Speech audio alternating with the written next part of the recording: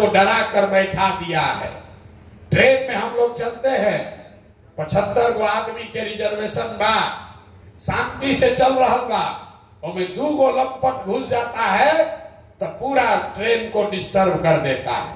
तरारी का छवि अभी बाबू कुंवर सिंह से नहीं चर्चा हो, तरारी के चर्चा होता बालू माफिया से, तरारी के चर्चा होता धन के माफिया से। जातिगत संघर्ष का ये केंद्र बना दिया, इसको ढोने का काम आपको करना है। जिस दिन तरारी से आप बिहार के बदलाव की शुरुआत करेंगे तो इतिहास में ये लिखा जाएगा कि जब बिहार में बदलाव की व्यवस्था परिवर्तन की ये लड़ाई लड़ी गई तो सबसे पहले तरारी के लोगों ने उस पर पताका फहराने का काम किया है। इसलिए आपका अभिनंदन कर रहे हैं और आपके जीवन भर ऋणी रहेंगे कि आपने हिम्मत करके जन सुराज के इस झंडा को, इस आंदोलन को बुलंद किया है। बिहार की जनता, यहाँ के लोग आपके ऋणी रहेंगे कि आपने सिर्फ ना अपनी व्यवस्था सुधारी बल्कि पूरे बिहार को ये रास्ता दिखाया कि कैसे नई व्यवस्था बनाई जा सकती है। अब एक अंतिम बात, बिहार में आदमी कहेला कुछो कर दीजिए, जात नहीं टूटेगा। बहुत लोगों को लग रहा है कि जात नहीं टूटेगा। हम आज राजपूत के गांव में भी गए, हम आज भूमिहार लोगों के गांव में भी गए, आज हम यादवों के गांव में गए, कुशवाहा लोगों से भी मिले, दलितों से भी बात करी, वैश्यों से भी बात करी। कोई ऐसा समाज नहीं है जिसने कहा हो कि ना भैया बात गलत कह रहे हैं। हर आदमी कह रहा नहीं, बात आप ठीक कर रहे हैं, होना यही चाहिए। अब जरूरत इस बात की है कि जिस बात पर लोग सहमत हैं उस बात पर उनसे मोहर लगवाया जाए। 13 तारीख को एक एक आदमी को प्रशांत किशोर बनकर वोट दिलवाना होगा, तब छूटेगा। यहाँ पर जितने लोग जाति के अलग अलग जाति से आए हैं, आप अगर पैदा हुए हैं, हमारा जन्म हुआ है तो किसी न किसी जाति में हुआ होगा, उसका कोई महत्व नहीं है। लोगों को लगता है बिहार में कि सब जात पात का ही राजनीति चल रहा है। हम हर सभा में कहते हैं बिहार में कोई नेता, बिहार में हमको कोई नेता अभी तक नहीं मिला जो जाति का राजनीति करता हो। आपको लगता है लालू जी जात का राजनीति करते हैं, हम रोज मन से कहते हैं लालू जी जात का राजनीति नहीं करते हैं।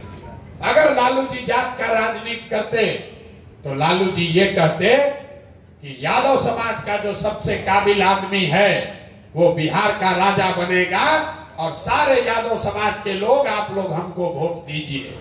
लालू जी कहाँ कहते हैं? लालू जी ये कह रहे हैं कि हमारा लड़का बिहार का राजा बनेगा और सब यादव समाज के लोग हमको वोट दो।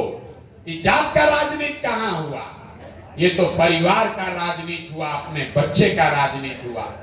पांडे जी क्या कह रहे हैं? यहाँ लोग कहता है कि 70,000 भूमिहार लोग रहते हैं।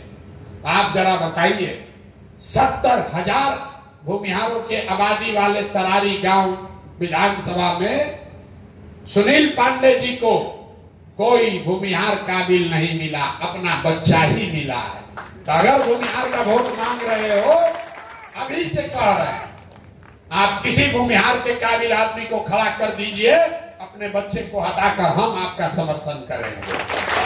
हमने कहा है लालू जी ये घोषणा कर दें कि यादव समाज का जो काबिल आदमी है वो आरजेडी का नेता बन सकता है, हम अपना अभियान वापस लेकर लालू जी का मदद करेंगे। वो नहीं कह सकते हैं। ये जात का राजनीति करने वाले लोग नहीं हैं, ये लोग अपना और अपने बच्चों की राजनीति कर रहे हैं। और ये लोग अकेले नहीं हैं। जगता बाबू रामगढ़ में चुनाव लड़ रहे हैं, उनका लड़का एमपी है, दूसरा लड़का एमएलसी लड़ा है, तीसरा लड़का वहां एमएलए लड़ रहा है। 60,000 राजपूत रहते हैं रामगढ़ विधानसभा में, उनको सब राजपूतों ने वोट दिया जात के नाम पर, लेकिन जगता बाबू को 60,000 राजपूतों में एक भी राजपूत काबिल नहीं दिखा, अपना लड़का ही दिखा है। मांझी जी को देखिए, लोग कहते हैं कि मुसहर के नेता है, मांझी समाज के नेता है। इमामगंज में 70,000 मांझी समाज के लोग रहते हैं। मांझी जी की पूरी राजनीति उसी वोट पर है। खुद एमपी बन गए, मंत्री बन गए, लड़का मंत्री बन गया। अब इमामगंज का सीट खाली हुआ तो उनको कोई मांझी समाज का आदमी नहीं दिखा, अपनी पतोह को चुनाव लड़ा रहे।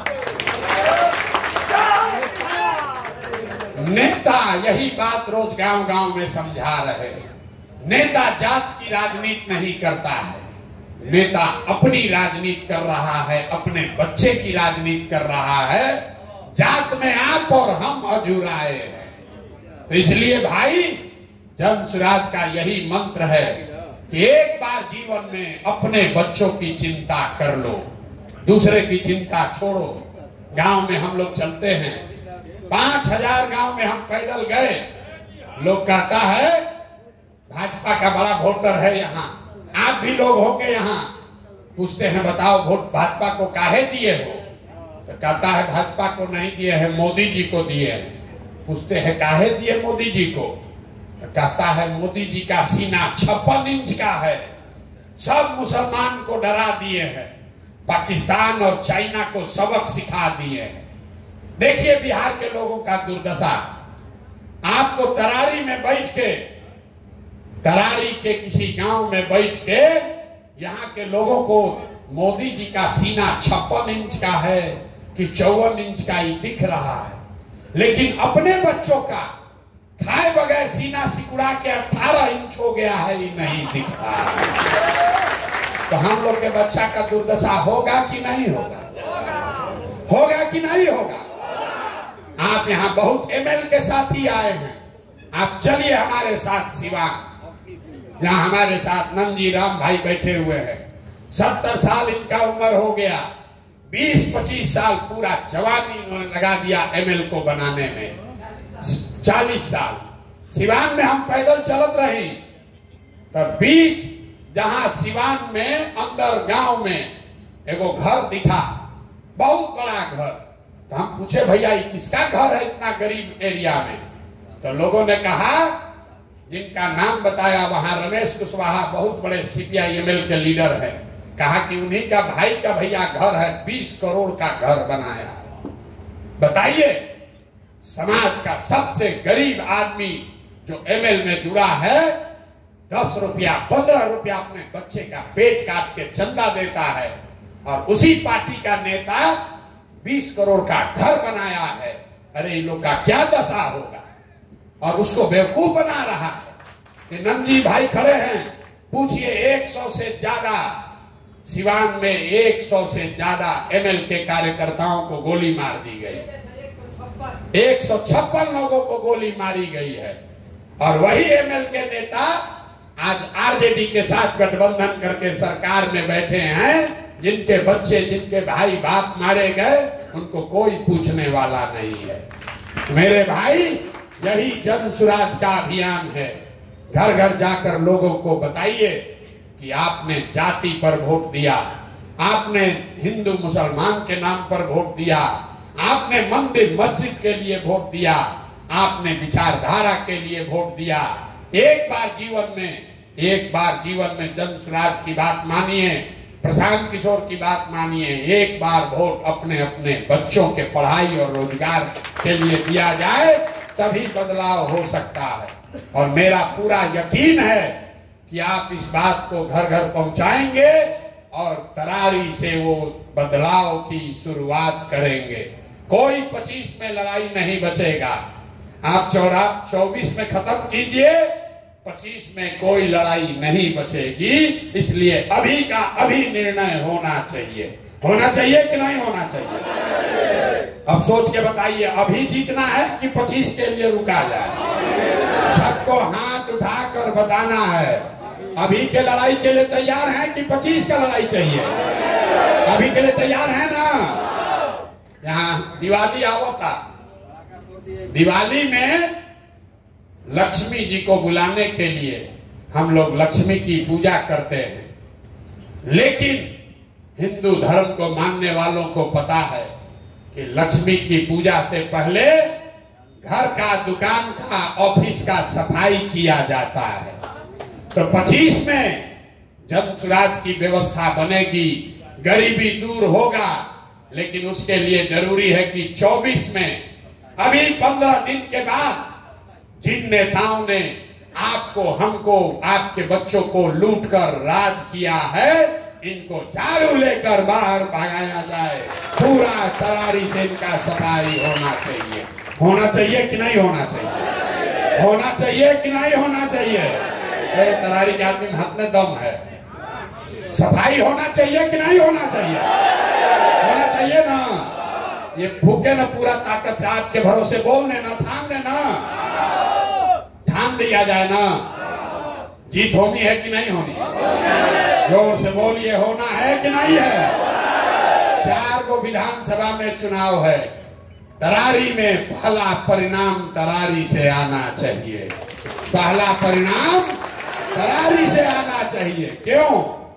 क्योंकि जन सुराज दल बना तो पहले प्रत्याशी की घोषणा तरारी से, तरारी के प्रत्याशी की घोषणा हुई थी ना भाई। तरारी का पहला प्रत्याशी घोषित हुआ था ना। तो तरारी की जनता पर, आप पर यह जिम्मेवारी है कि जन सुराज की पहली जीत यही तरारी से सुनिश्चित की जाए।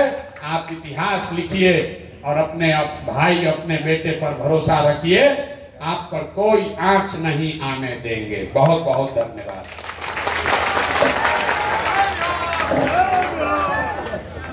अब